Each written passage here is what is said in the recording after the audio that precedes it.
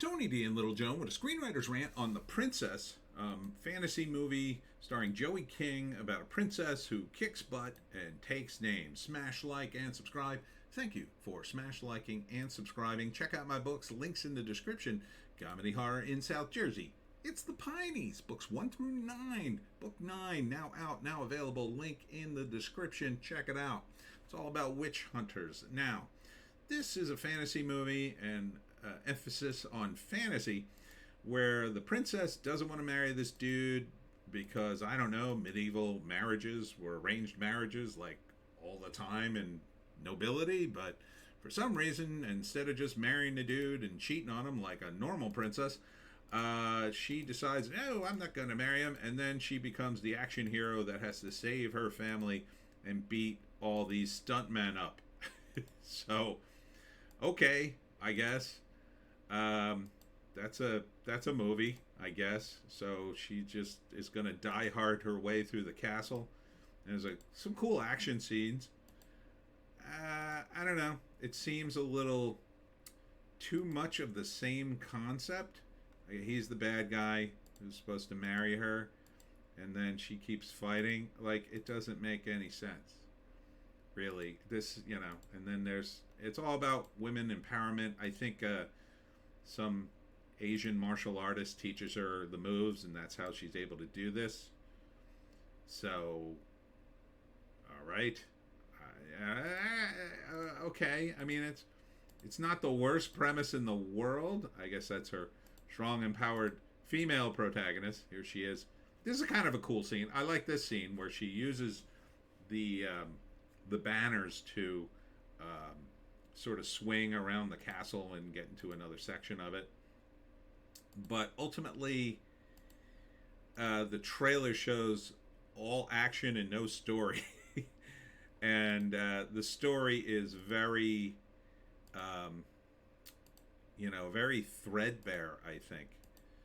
So it feels, I don't know, it feels either it's going to be very low budget, all about the stunts. I mean, that right there, the blood coming out of that guy's mouth looks very CGI. Yeah, that doesn't look real. That does not look real at all to me. That looks like they totally added that in. Oh, make it bloodier. It doesn't even look like it's on the same plane as him, right? So, I mean, I guess you could make a movie like this work. This is something I would write, quite frankly. And I did write something similar in The Travelers #4. But the problem with these movies is there's almost no historical precedent for these kinds of things. The people who tend to write these movies do virtually no research. They don't even try to tie it into anything. The audiences for it, they assume, are so stupid. They don't know any history, so they don't see any point in adding the history to it. It would be fun to add the history to it. But this looks low budget for Hollywood. Like, they didn't want to spend a lot of money. They had a strong concept. It's not a weak concept. It's a strong concept. Princess saves her family. Strong, empowered woman. Whatever. You could make this work. I like that it's an original one. It's not like they took some princess from another movie and retconned her, or had a movie about a prince and then said, oh no, now we're going to remake it with a princess. So I like that. You could make this movie work if you tied it into, I don't know, some famous princess that either from history or even from, you could do it from fiction. I mean, you could do something like, I don't know, what's a famous princess in fiction? Sleeping Beauty, a princess? I don't remember. But, someone like that. And you could kind of do a cool thing where you explain why the princess is such a tomboy and can fight. But the other thing are the stunts. Like, the stunts are really over the top. But, if you do more of a comedy, I'm sensing that it's kind of more of a comedy. I mean, they have Joan Jett playing in the background. Don't give a damn about my reputation. That's a fun song. And it's good. It's a good soundtrack for the action. I want to like this movie, but I feel like they kind of did it for the wrong reasons. Yeah, here's her trainer. Here's her trainer. I feel like they're gonna woke it up with a bunch of nonsense about the patriarchy. Um, but Joey's got moves. She's moving pretty good in this.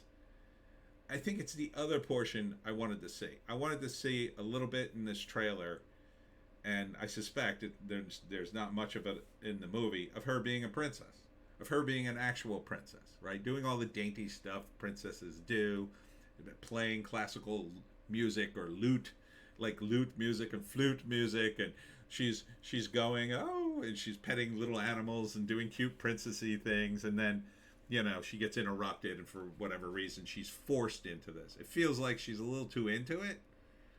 Yeah, no, I don't want to see that.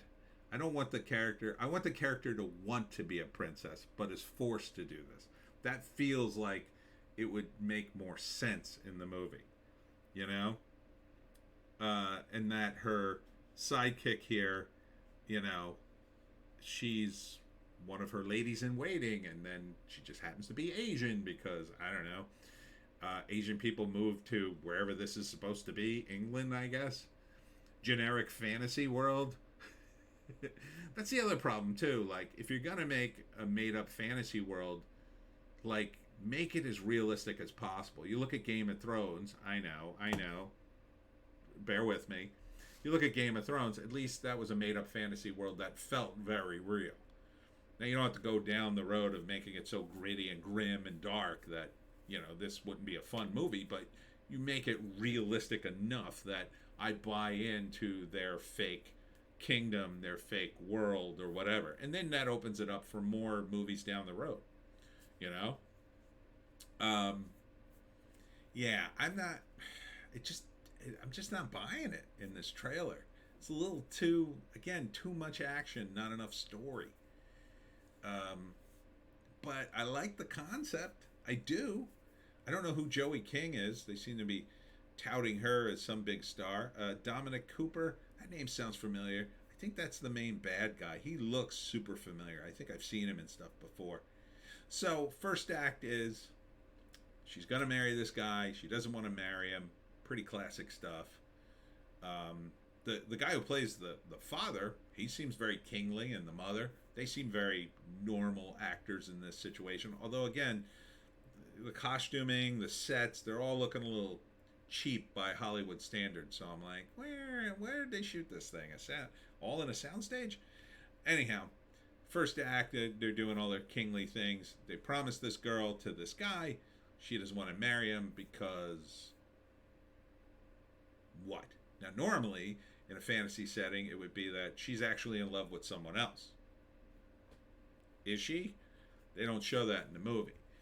I just don't want to be personal property. Yeah, I'm not really buying that. That's like a modern concept. That's a modern concept. That's not a medieval concept.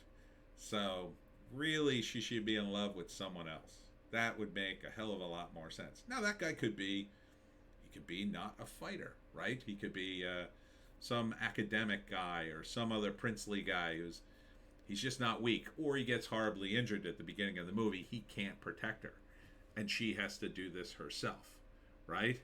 That would be fun. It would be realistic. You'd be like, oh, he would be there fighting for her, but like he's on the verge of dying, and she has to save him. That would be great. That's not here. It's just like, oh no, I'm an empowered woman. Okay, yeah, don't jam that concept in this. It doesn't work, in my view.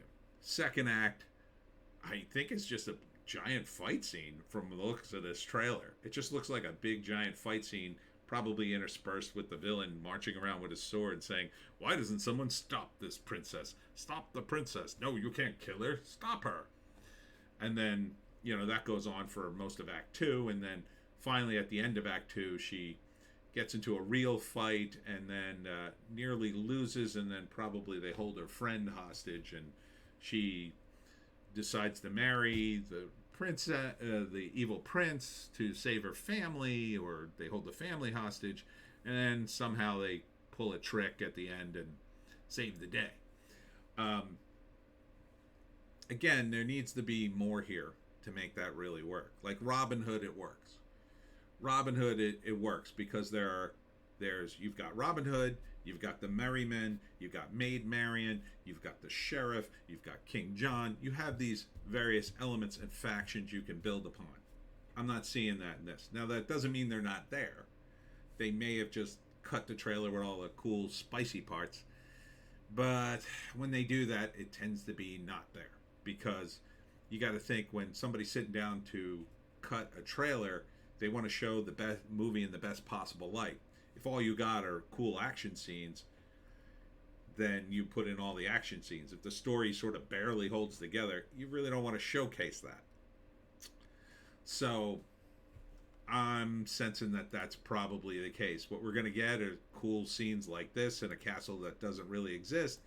Her killing stuntman after stuntman. There's a funny scene where a guy drops off. I mean, I think it'll be an entertaining movie. I'll say that. I think it won't be boring to watch. But will the message... I'm sensing the message is going to be super woke women's empowerment. I mean, look at all the bodies.